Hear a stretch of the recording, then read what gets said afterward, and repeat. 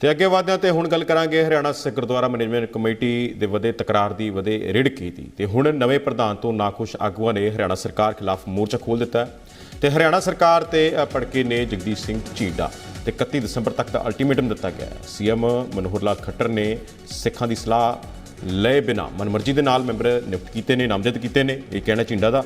ਤੇ ਨਾਲ ਹੀ ਉਹਨਾਂ ਨੇ ਕਿਹਾ ਕਿ ਜੇ ਕਮੇਟੀ ਦਾ ਮੁੜ ਤੋਂ ਗਠਨ ਨਾ ਕੀਤਾ ਗਿਆ ਤਾਂ ਫਿਰ 1 ਜਨਵਰੀ ਨੂੰ ਕੋਈ ਅਹਿਮ ਤੇ ਵੱਡਾ ਫੈਸਲਾ ਲਵਾਂਗੇ। ਸੋ ਹਰਿਆਣਾ ਸਿੱਖ ਗੁਰਦੁਆਰਾ ਮੈਨੇਜਮੈਂਟ ਕਮੇਟੀ ਦਾ ਰੇੜਕਾ ਲਗਾਤਾਰ ਹੁਣ ਵਧਦਾ ਹੋਇਆ ਨਜ਼ਰ ਆ ਰਿਹਾ ਹੈ।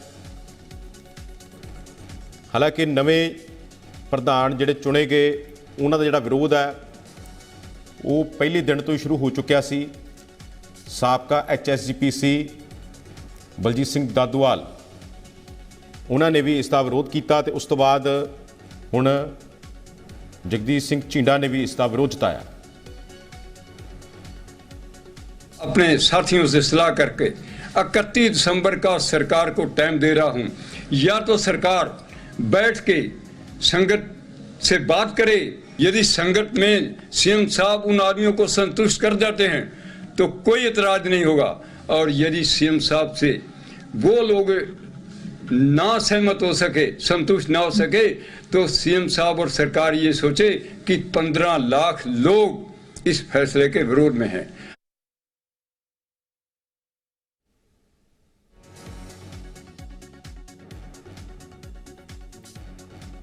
ਸੋ ਦੱਸ ਦਈਏ ਕਿ ਬਿਲਕੁਲ ਤੁਸੀਂ ਸੁਣਿਆ ਜਗਦੀਸ਼ ਝੀਂਡਾ ਨੂੰ ਉਹਨਾਂ ਨੇ ਸਾਫ਼ ਕੀਤਾ ਕਿ ਅਲਟੀਮੇਟਮ ਦੇ ਰਿਹਾ ਸਰਕਾਰ ਨੂੰ, ਜੇਕਰ ਕੋਈ ਮੁੜ ਤੋਂ ਫੈਸਲਾ ਨਾ ਲਿਆ ਗਿਆ ਤਾਂ ਫਿਰ 1 ਜਨਵਰੀ ਨੂੰ ਕੋਈ ਵੱਡਾ ਫੈਸਲਾ ਲੈ ਸਕਦੇ ਨੇ ਇਹ। ਸੋ ਦੱਸ ਦਈਏ ਕਿ ਨਵੇਂ ਨਵ ਨਿਯੁਕਤ ਪ੍ਰਧਾਨ ਮਹੰਤ ਕਰਮਜੀਤ ਜਿਨ੍ਹਾਂ ਦੀ ਕਹਿ ਸਕਦੇ ਹਾਂ ਕਿ ਜਿਨ੍ਹਾਂ ਦੀ ਪ੍ਰਧਾਨਗੀ ਨੂੰ ਲੈ ਕੇ ਕਈ ਤਰ੍ਹਾਂ ਦੇ ਸਵਾਲ ਖੜੇ ਕੀਤੇ ਜਾ ਰਹੇ ਨੇ।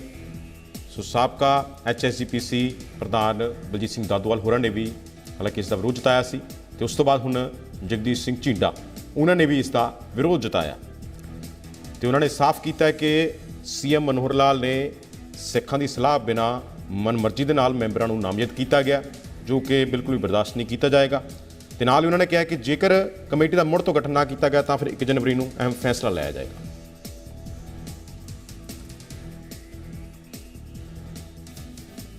ਇਸ ਦੇ ਨਾਲ ਹੀ ਸਾਡੇ ਨਾਲ ਬਲਜੀਤ ਸਿੰਘ ਦਾਦੂਵਾਲ ਸਾਬਕਾ ਪ੍ਰਧਾਨ HSGPC ਸਾਡੇ ਨਾਲ ਫੋਨ ਲਾਈਨ ਤੇ ਜੁੜੇ ਨੇ। ਦਾਦੂਵਾਲ ਸਾਹਿਬ, ਸਵਾਗਤ ਹੈ ਜੀ ਤੁਹਾਡਾ ਜ਼ੀ ਮੀਡੀਆ ਤੇ। ਧੰਨਵਾਦ ਜੀ। ਦਾਦੂਵਾਲ ਸਾਹਿਬ, ਜਦੋਂ ਨਵੇਂ ਪ੍ਰਧਾਨ ਚੁਣੇ ਗਏ ਹਾਲਾਂਕਿ ਉਸ ਤੋਂ ਬਾਅਦ ਹੀ ਵਿਰੋਧਤਾ ਸੀ ਜਿਹੜੀ ਇਸ ਗੱਲ ਦੀ ਜਿਹੜੀ ਨਿੰਦਿਆ ਸੀ ਉਹ ਸ਼ੁਰੂ ਹੋ ਚੁੱਕੀ ਸੀ, ਤਾਂ ਹੁਣ ਜਗਦੀਸ਼ ਸਿੰਘ ਝੀਂਡਾ ਨੇ ਵੀ ਇਸ ਗੱਲ ਦੀ ਨਿੰਦਿਆ ਕੀਤੀ ਤੇ ਸੀਐਮ ਮਨੋਹਰ ਲਾਲ ਖੱਟਰ ਤੇ ਯਾਨੀ ਕਿ ਹਰਿਆਣਾ ਸਰਕਾਰ ਤੇ ਕੀ ਤਰ੍ਹਾਂ ਦੇ ਵੱਡੇ ਸਵਾਲ ਖੜੇ ਕੀਤੇ ਨੇ ਤੇ ਅਲਟੀਮੇਟਮ ਦੇ ਦਿੱਤਾ। ਤੁਸੀਂ ਕਿੱਦਾਂ ਦੇਖਦੇ ਹੋ ਇਸ ਨੂੰ? ਦੇਖੋ ਜੀ, ਜਿਹੜੀ ਗੱਲ ਸਰਦਾਰ ਜਗਦੀਸ਼ ਸਿੰਘ ਝੀਂਡਾ ਨੇ ਕਹੀ, ਉਹਨਾਂ ਦੇ ਵਿਚਾਰ ਉਹਨਾਂ ਦੇ ਆਪਣੇ ਨੇ, ਉਹ ਕਿਸ ਤਰ੍ਹਾਂ ਸੋਚਦੇ ਆ ਕੀ ਨਹੀਂ ਕਰਦੇ ਹਨ। ਮੇਰਾ ਜਿਹੜਾ ਵਿਰੋਧ ਸੀ ਉਹ ਮਹੰਤ ਕਰਮਜੀਤ ਸਿੰਘ ਨੂੰ ਲੈ ਕੇ ਸੀਗਾ ਕਿ ਜਿਸ ਵਿਅਕਤੀ ਦਾ ਇਸ ਹਰਿਆਣਾ ਕਮੇਟੀ ਲਈ 1% ਵੀ ਯੋਗਦਾਨ ਨਹੀਂ ਰਿਹਾ, ਕਦੇ ਵੀ ਉਹਨੇ ਹਰਿਆਣਾ ਸਿੱਖ ਗੁਰਦੁਆਰਾ ਪ੍ਰਬੰਧਕ ਕਮੇਟੀ ਦਾ ਨਾਮ ਤੱਕ ਨਹੀਂ ਸੀ ਲਿਆ, ਕਦੇ ਇਹਦੇ ਵਾਸਤੇ 1 ਦਿਨ ਦੇ ਸੰਘਰਸ਼ ਵਿੱਚ ਸ਼ਾਮਲ ਨਹੀਂ ਸੀ ਹੋਇਆ। ਇੱਕ ਡੇਰੇ ਦਾ ਮਹੰਤ ਹੈ, ਨਸ਼ੇ ਦਾ ਆਦੀ ਹੈ, ਅਮਲੀ ਵਿਅਕਤੀ ਹੈ, ਉਸ ਨੂੰ ਪ੍ਰਧਾਨ ਬਣਾਉਣ ਦਾ ਮੈਂ ਵਿਰੋਧ ਕੀਤਾ ਸੀ ਤੇ ਮੁੱਖ ਮੰਤਰੀ ਸਾਹਿਬ ਨੂੰ ਅਪੀਲ ਕੀਤੀ ਸੀ ਕਿ ਉਹ ਇਸ ਫੈਸਲੇ ਤੇ ਜ਼ਰੂਰ ਗੌਰ ਕਰਨ। ਇਹੋ ਜਿਹਾ ਵਿਅਕਤੀ ਜਿਹੜਾ ਉਹ ਕਿਸੇ ਡੇਰੇ ਦਾ ਮਹੰਤ ਵੀ ਨਹੀਂ ਹੋ ਸਕਦਾ, ਪਰ ਜੇ ਉਹ ਕਿਸੇ ਡੇਰੇ ਦਾ ਮਹੰਤ ਹੋਵੇ ਤਾਂ ਗੱਲ ਵੱਖਰੀ ਹੈ। ਪਰ ਜਿਹੜੇ ਸਾਡੇ ਇਤਿਹਾਸਕ ਗੁਰਦੁਆਰੇ ਆ ਔਰ ਇੱਕ ਸਿੱਖ ਸੰਸਥਾ ਦਾ ਮੁੱਖ ਸੇਵਾਦਾਰ ਪ੍ਰਧਾਨ ਹੋਣਾ, ਜਿਹੜਾ ਮੈਂ ਸਮਝਦਾ ਕਿ ਬਹੁਤ ਹੀ ਮੰਦਭਾਗੀ ਗੱਲ ਆ। ਉਸ ਦਾ ਵਿਰੋਧ ਮੈਂ ਉਸ ਦਿਨ ਵੀ ਉਹਦੀ ਪ੍ਰਧਾਨਗੀ ਨੂੰ ਲੈ ਕੇ ਬਾਈਕਾਟ ਕੀਤਾ ਸੀ ਤੇ ਅੱਜ ਵੀ। ਮੈਂ ਇੱਕ ਗੱਲ ਕਹਿਣੀ ਚਾਹੁੰਦਾ, ਬਾਕੀ ਚਲੋ ਸਰਕਾਰ ਦੀ ਮਰਜ਼ੀ ਹੈ, ਜੋ ਸਰਕਾਰ ਨੇ ਕੀਤਾ, ਸਰਕਾਰ ਦਾ ਅਧਿਕਾਰ ਖੇਤਰ ਸੀ, ਅਡਹਾਕ ਉਹਨਾਂ ਨੇ ਚੁਣਨੀ ਸੀ ਔਰ ਉਹਨਾਂ ਨੇ ਅਡਹਾਕ ਬਣਾ ਦਿੱਤੀ ਹੈ। ਅਗਾਂਹ ਵਾਰਡਬੰਦੀ ਕਰਨੀ, ਹਲਕੇ ਬਣਾਉਣੇ, ਵੋਟਾਂ ਬਣਾਉਣੀਆਂ। ਮੈਂ ਪਹਿਲਾਂ ਵੀ ਧਰਮ ਪ੍ਰਚਾਰ ਕਰਦਾ ਸੀ, ਅੱਜ ਵੀ ਕਰਦਾ, ਕੱਲ੍ਹ ਨੂੰ ਵੀ ਕਰਦਾ ਰਹਾਂਗਾ। ਹੁਣ ਵੀ ਅਸੀਂ ਸੰਗਤਾਂ ਦੇ ਵਿੱਚ ਜਾ ਕੇ ਨਸ਼ਿਆਂ ਨੂੰ ਤੇ ਪਦਲਪੁਣੇ ਨੂੰ ਰੋਕਣ ਲਈ ਜਿਹੜਾ ਦਿਨ ਰਾਤ ਇੱਕ ਕਰ ਰਹੇ ਹਾਂ। ਬਾਕੀ ਸਰਕਾਰ ਦੀ ਮਰਜ਼ੀ, ਅਸੀਂ ਆਪਣਾ ਵਿਰੋਧ ਜਿਹੜਾ ਹੈਗਾ ਉਹ ਸਰਕਾਰ ਦੇ ਸਾਹਮਣੇ ਰੱਖ ਦਿੱਤਾ। ਸਰਦਾਰ ਝੀਂਡਾ ਸਾਹਿਬ ਕੀ ਸਰਗਰਮੀ ਕਰ ਰਹੇ ਆ ਇਹਦੇ ਬਾਰੇ ਤਾਂ ਸਰਦਾਰ ਸਾਹਿਬ ਜਿਸ ਹਿਸਾਬ ਦੇ ਨਾਲ ਹੁਣ ਝੀਂਡਾ ਸਾਹਿਬ ਨੇ ਇਹ ਵਿਰੋਧਤਾ ਕੀਤੀ ਹੈ ਜਾਂ ਫਿਰ ਅਲਟੀਮੇਟਮ ਦਿੱਤਾ ਹੈ, ਤੁਸੀਂ ਉਹਨਾਂ ਦੇ ਨਾਲ ਸਾਥ ਦਓਗੇ ਇਸ ਵਿਰੋਧਤਾ ਦੇ ਵਿੱਚ?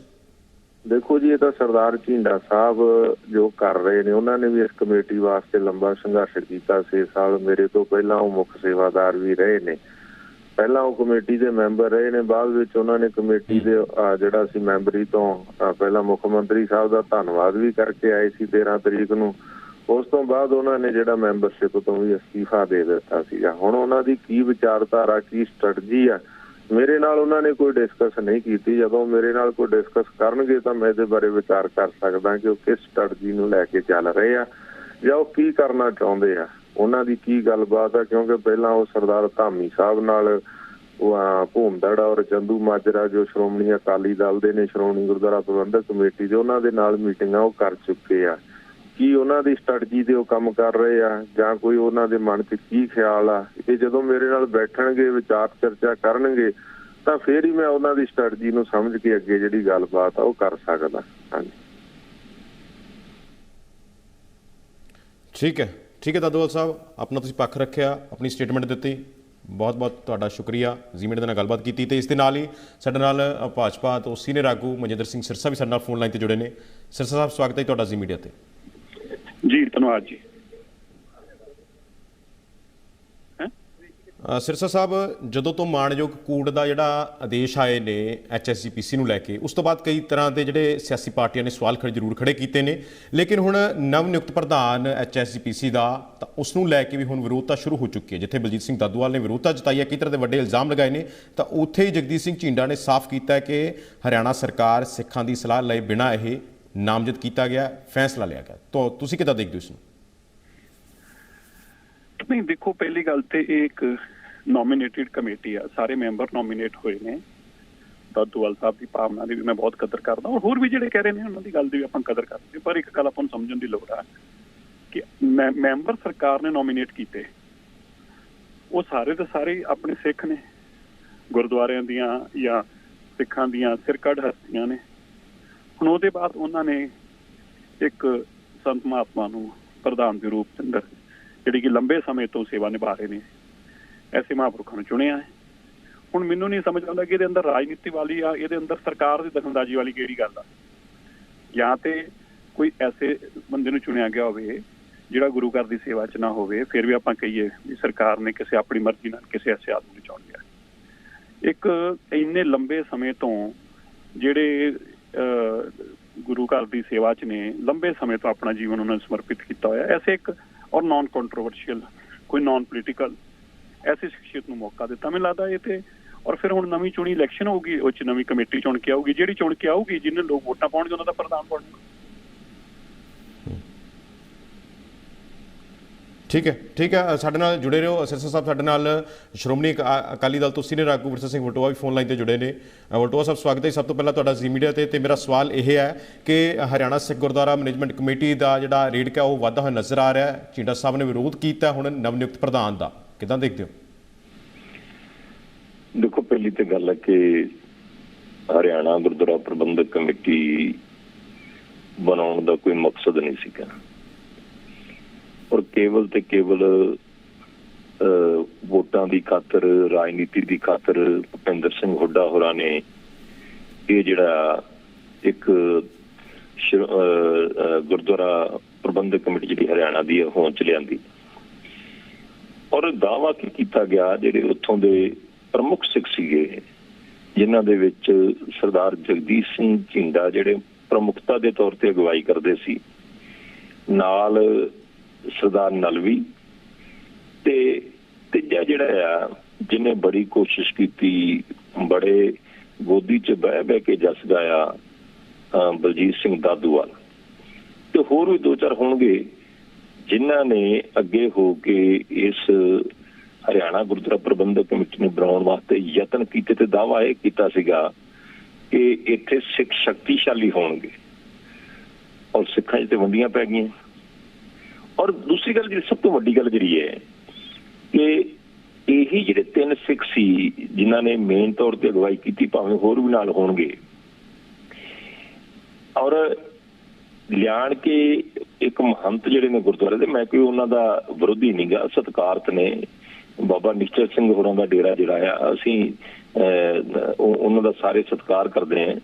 ਹਾਂਜੀ ਉਸ ਸੰਪਰਦਾ ਦੇ ਉਹ ਇਸ ਵੇਲੇ ਮੁਖੀ ਨੇ। ਪਰ ਜਿਸ ਤਰ੍ਹਾਂ ਦੇ ਸਵਾਲ ਉੱਠ ਰਹੇ ਨੇ ਕਿ ਇਹਦੇ ਨਾਲ ਸਿੱਖ ਸ਼ਕਤੀਸ਼ਾਲੀ ਹੋ ਰਹੇ ਨੇ, ਕਿ ਉੱਥੇ ਗੁਰਦੁਆਰਾ ਸਾਹਿਬਾਨ ਦਾ ਜਿਹੜਾ ਪ੍ਰਬੰਧ ਹੈ, ਜਿਸ ਤਰ੍ਹਾਂ ਦੇ ਹੁਣ ਵਖਰੇਵੇਂ ਪੈਦਾ ਹੋ ਗਏ ਨੇ, ਜਿਸ ਤਰ੍ਹਾਂ ਦੀ ਦੂਸ਼ਣਬਾਜ਼ੀ ਸ਼ੁਰੂ ਹੋ ਗਈ ਹੈ। ਹਾਂਜੀ, ਮੈਂ ਹੁਣ ਜੇ ਕਹਿ ਦੇਵਾਂ ਕਿ ਇਹਨਾਂ ਤਿੰਨਾਂ ਨੇ ਕਹਿਤਾ ਕਿ RSS ਵਾਲੇ ਆ ਜੀ, ਵਿੱਚ RSS ਲਿਆਣ ਕੇ ਵਿੱਚ ਵਾੜਤੀ ਜੀ, ਇਹ ਬਾਬਾ ਜੀ ਵੀ RSS ਨਾਲ ਜੁੜੇ ਹੋਏ ਆ ਜੀ। ਤੇ ਹੁਣ ਦੱਸੋ ਇਹ 'ਚ ਕੋਈ ਡਰਾਮਾ ਨਹੀਂ ਹੈ ਕਿ ਦਿੱਲੀ ਗੁਰਦੁਆਰਾ ਪ੍ਰਬੰਧਕ ਕਮੇਟੀ ਜਿਹੜੀ ਆ ਅੱਜ ਕਿਹਨਾਂ ਦੀ ਝੋਲੀ 'ਚ ਜਾ ਕੇ ਪਈ ਹੈ, ਕਿਉਂ ਪਈ ਹੈ, ਕਿਹੜੇ ਕਾਰਨ ਨੇ? ਹਾਂਜੀ, ਉਸ ਪਾਸੇ ਮੈਂ ਨਹੀਂ ਜਾਣਾ ਚਾਹੁੰਦਾ। ਅੱਜ ਮੈਂ ਹਰਿਆਣਾ ਗੁਰਦੁਆਰਾ ਪ੍ਰਬੰਧਕ ਕਮੇਟੀ ਦੀ ਗੱਲ ਕਰੂੰਗਾ। ਹੁਣ ਹਰਿਆਣਾ ਗੁਰਦੁਆਰਾ ਪ੍ਰਬੰਧਕ ਕਮੇਟੀ ਆਪਦੀ ਝੋਲੀ 'ਚ ਪਾ ਲਈ ਔਰ ਉੱਥੋਂ ਨੋਮੀਨੇਟ ਕੀਤਾ ਗਿਆ, ਸਿੱਧਾ ਨਾਂ ਭੇਜਿਆ ਗਿਆ ਸਰਕਾਰ ਵੱਲੋਂ ਕਿ ਇਹਨਾਂ ਨੂੰ ਬਣਾਇਆ ਜਾਣਾ ਚਾਹੀਦਾ, ਜਦ ਕਿ ਮੈਂਬਰਾਂ ਤੇ ਛੱਡਣਾ ਚਾਹੀਦਾ ਸੀਗਾ। ਮੈਂਬਰਾਂ 'ਚੋਂ ਨਾਂ ਪ੍ਰਪੋਜ਼ ਹੁੰਦਾ, ਹਾਂਜੀ, ਸਾਰੀ ਮੈਨੇਜਮੈਂਟ ਕਰਕੇ ਸਾਰਾ ਕੁਝ ਕਰਕੇ ਉੱਥੇ ਨਾਂ ਪ੍ਰਪੋਜ਼ ਕੀਤਾ ਜਾਂਦਾ ਤਾਂ ਕਿਸੇ ਦੀ ਜ਼ਰੂਰਤ ਨਹੀਂ ਪੈਂਦੀ, ਕਿਉਂਕਿ ਗੱਲ ਸਾਰੀ ਪਹਿਲਾਂ ਤੋਂ ਤੈਅ ਹੋਈ ਸੀਗੀ ਕਿ ਖੱਟਰ ਸਾਹਿਬ ਕੀ ਚਾਹੁੰਦੇ ਜਾਂ ਭਾਰਤੀ ਜਨਤਾ ਪਾਰਟੀ ਕੀ ਚਾਹੁੰਦੀ ਜਾਂ RSS ਕੀ ਚਾਹੁੰਦੀ। ਇਸ ਕਰਕੇ ਸਾਡੀ ਤੇ ਇਹੀ ਹੈ ਕਿ ਬੜੀ ਚੰਗੀ ਗੱਲ ਹੋਈ ਹੈ। ਠੀਕ ਹੈ, ਜਵਾਬ ਲੈ ਲੈਣੇ ਵਲਟੋਆ ਸਾਹਿਬ ਸਾਡੇ ਨਾਲ ਮਨਜਿੰਦਰ ਸਿੰਘ ਸਿਰਸਾ ਵੀ ਫੋਨ ਲਾਈਨ ਤੇ ਜੁੜੇ ਹੋਏ ਨੇ, ਉਹ ਵੀ ਫੋਨ ਲਾਈਨ ਤੇ, ਉਹਨਾਂ ਤੋਂ ਵੀ ਜਵਾਬ ਲੈ ਲੈਣੇ ਆ। ਸਿਰਸਾ ਸਾਹਿਬ, ਪਹਿਲਾਂ ਹੀ ਪਲਾਨ ਦੀਆਂ ਗੱਲਾਂ ਬਾਤਾਂ ਆਖੀਆਂ ਜਾ ਰਹੀਆਂ ਨੇ ਕਿ ਪਹਿਲਾਂ ਹੀ ਪਲਾਨ ਸੀ ਕਿ ਮਹੰਤ ਕਰਮਜੀਤ ਹੋਰਾਂ ਨੂੰ ਜਿਹੜਾ ਪ੍ਰਧਾਨ ਬਣਾਉਣਾ ਹੈ, ਸੋ ਪਹਿਲਾਂ ਹੀ ਇਹ ਪਲਾਨ ਕੀਤਾ ਹੋਇਆ ਸੀ। ਤੁਹਾਨੂੰ ਕੀ ਲੱਗਦਾ ਹੈ, ਜਾਂ ਫਿਰ ਤੁਸੀਂ ਪਾਰਟੀ ਦੇ ਖਾਸ ਤੌਰ ਤੇ ਸੀਨੀਅਰ ਨੁਮਾਇੰਦੇ ਹੋ, ਸੀਨੀਅਰ ਆਗੂ, ਤੁਹਾਨੂੰ ਕੀ ਲੱਗਦਾ ਕਿ ਵਾਕਈ ਪਲਾਨ ਕੀਤਾ ਸੀ? ਦੇਖੋ, ਹੁਣੇ ਹੀ ਪਹਿਲਾਂ ਤੇ ਸਭ ਦਾ ਅੱਜ ਤੱਕ ਹਰਿਆਣਾ ਕਮੇਟੀ ਦਾ ਵਿਰੋਧ ਕਰਦੇ ਸੀ, ਅੱਜ ਇਹਨਾਂ ਨੂੰ ਝੀਂਡਾ ਜੀ ਹੁਣ ਚੰਗੇ ਲੱਗਣ ਲੱਗ ਪਏ ਨੇ। ਚਲੋ ਇੱਕ ਗੱਲ ਤੇ ਚੰਗੀ ਹੋ ਗਈ, ਇਹਨਾਂ ਨੂੰ ਝੀਂਡਾ ਜੀ ਚੰਗੇ ਲੱਗਣ ਲੱਗੇ ਨੇ, ਅੱਜ ਦਾਦੂਵਾਲ ਜੀ ਨੂੰ ਚੰਗੇ ਲੱਗਣ ਲੱਗ ਪਏ ਨੇ। ਅਚਾਨਕ ਤੁਸੀਂ ਦੇਖੋ ਕਿਸ ਤਰ੍ਹਾਂ ਮੋਹ ਜਾਗ ਗਿਆ, ਕਿਉਂਕਿ ਵਿਰੋਧ ਆ ਨਾ, ਕੇਵਲ ਵਿਰੋਧ ਦੀ ਅੱਗ 'ਚ ਹੀ ਤੜਪ ਰਹੇ ਆ। ਵਿਰੋਧ ਕਰਨ ਵਾਲੇ ਬੰਦਿਆਂ ਨੂੰ ਹੀ ਗੱਲ ਲਾਉਣਾ ਹੈ, ਭਾਵੇਂ ਦਾਦੂਵਾਲ ਜੀ ਇਹਨਾਂ ਨੂੰ ਕਿੰਨੀਆਂ ਵੀ ਗਾਲਾਂ ਕੱਢਦੇ ਹੋਣ। ਪਰ ਅੱਜ ਦਾਦੂਵਾਲ ਜੀ ਕਿਉਂ ਚੰਗੇ ਲੱਗੇ ਨੇ? ਕਿਉਂਕਿ ਦਾਦੂਵਾਲ ਜੀ ਨੇ ਅੱਜ ਇਹਨਾਂ ਦੇ BJP ਦੇ ਹੱਕ ਖਿਲਾਫ ਬੋਲਿਆ, ਇਸ ਕਰਕੇ ਇਹਨਾਂ ਨੂੰ ਚੰਗੇ ਲੱਗਣ ਲੱਗ ਪਏ। ਕਿਉਂਕਿ ਇੱਥੇ ਚਲੋ ਕੋਈ ਲੜਾਈ ਪਈ, ਦੂਜੀ ਗੱਲ ਕਹਿ ਰਹੇ ਨੇ ਕਿ ਵਿਰੋਧ ਹੋਣ ਲੱਗ ਪਿਆ। ਇੱਥੇ ਤਾਂ ਤੁਹਾਡੇ ਜਿਹੜੇ ਚੁਣੇ ਮੈਂਬਰ ਸੀਗੇ, ਬੀਬੀ ਜਾਗੀ ਕੌਰ ਜੀ ਹੋਣੀ ਆ, ਉਸ ਤੋਂ ਪਹਿਲਾਂ ਸ਼੍ਰੋਮਣੀ ਕਮੇਟੀ ਦੇ 40 ਮੈਂਬਰ ਇੱਕ ਤਰਫਾ ਵਿਰੋਧ ਕਰਦੇ ਰਹੇ ਨੇ। ਔਰ ਫਿਰ ਇਹਨਾਂ ਕਿਹਾ ਜੀ ਝੋਲੀ ਤੇ ਉਹ ਲੋਕ ਪਏ ਜਿਨ੍ਹਾਂ ਨੇ ਸਰਕਾਰਾਂ ਤੋਂ ਮੰਤਰੀ ਪਦ ਲਏ, ਜਿਨ੍ਹਾਂ ਨੇ ਸਰਕਾਰਾਂ ਦੀਆਂ ਝੰਡੀਆਂ ਲਈਆਂ ਔਰ ਕਿਸਾਨੀ ਸੰਘਰਸ਼ ਦਾ ਵਿਰੋਧ ਕਰਨ ਦਾ ਨਾਲ ਦੇ ਕੇ ਤੇ ਉਲਟਾ ਸਾਥ ਦਿੱਤਾ। ਗੱਲ ਤੇ ਉਹਨਾਂ ਦੀ ਆ, ਝੋਲੀ ਤੇ ਉਹ ਬੈਠੇ ਸੀ RSS ਦੇ। ਜਦੋਂ ਤੱਕ ਅਕਾਲੀ ਦਲ ਨਾਲ ਸੀ ਉਦੋਂ ਤੱਕ RSS ਨਹੀਂ ਹੈਗੀ ਸੀ, ਉਦੋਂ ਤੱਕ ਤੇ ਬਹੁਤ ਪਵਿੱਤਰ ਸੀ। ਪਰ ਹੁਣ ਕਿਉਂਕਿ ਅਕਾਲੀ ਦਲ ਨਾਲ ਨਹੀਂ ਤੇ ਹੁਣ RSS ਹੋ ਗਈ। ਸੋ ਗੱਲ ਆ, ਇਹਨਾਂ ਨੂੰ ਤੇ ਜਿਹੜੀ ਚੀਜ਼ ਸੂਟ ਕਰਦੀ ਆ, ਤੁਸੀਂ ਦੇਖੋ ਨਾ ਇਹਨਾਂ ਦੇ ਸਟੇਟਮੈਂਟ ਦੇਖੋ 2 ਮਿੰਟ 'ਚ ਕਿਵੇਂ ਬਦਲ ਗਈ। ਅੱਜ ਝੀਂਡਾ ਸਾਹਿਬ ਤੇ ਦਾਦੂਵਾਲ ਸਾਹਿਬ ਹੋ ਗਏ ਨੇ 1 ਮਿੰਟ 'ਚ, ਤੇ ਪਰਸੋਂ ਦੀਆਂ 4 ਦਿਨ ਪਹਿਲਾਂ ਜਦੋਂ ਦਾਦੂਵਾਲ ਸਾਹਿਬ ਪ੍ਰਧਾਨ ਸੀ ਉਦੋਂ ਬਾਅਦ ਉਹਨਾਂ ਦੀ ਸਟੇਟਮੈਂਟ ਇਹਨਾਂ ਦੇ ਪ੍ਰਧਾਨ ਸਾਹਿਬ ਦੇ ਨਾਲ ਸੁਣ ਲਓ, ਕਹਿੰਦੇ ਕੀ ਸੀ, ਗਦਾਰ ਕੌਮ ਦੇ, ਜਿਹਨਾਂ ਨੂੰ ਗਦਾਰ ਦੇ ਗਦਾਰ ਕਹਿੰਦੇ ਸੀ, ਕੌਮ ਦੇ ਗਦਾਰ ਕਹਿੰਦੇ ਸੀ, ਉਹ ਇੱਕ ਦਿਨ ਦੇ ਅੰਦਰ ਅੰਦਰ ਹੀ ਦੇਖੋ ਕਿਤਨਾ ਸਰਦਾਰ ਹੋ ਗਏ ਨੇ। ਸੋ ਇਹ ਰਾਜਨੀਤੀ ਹੋਈ। ਠੀਕ ਹੈ ਸਿਰਸਾ ਸਾਹਿਬ, ਦਰਅਸਲ ਸਮੇਂ ਦੀ ਨਜ਼ਾਕਤ ਨੂੰ ਦੇਖਦਿਆਂ ਮੈਂ ਤੁਹਾਡਾ ਧੰਨਵਾਦ ਕਰਨਾ ਚਾਹੁੰਦਾ, ਤੁਸੀਂ ਜ਼ਮੀਨ ਨੂੰ ਸਮਾਂ ਦਿੱਤਾ, ਕਿਉਂਕਿ ਸਮੇਂ ਦੀ ਨਜ਼ਾਕਤ ਨੂੰ ਦੇਖਦਿਆਂ ਹੋਇਆਂ ਹੋਰ ਸਮਾਂ ਨਹੀਂ ਦੇ ਸਕਦੇ। ਸੋ ਵਲਟੋਆ ਸਾਹਿਬ ਤੁਹਾਡਾ ਵੀ ਬਹੁਤ ਬਹੁਤ ਸ਼ੁਕਰੀਆ ਤੇ ਸਿਰਸਾ ਸਾਹਿਬ ਤੁਹਾਡਾ ਵੀ ਬਹੁਤ ਬਹੁਤ ਸ਼ੁਕਰੀਆ।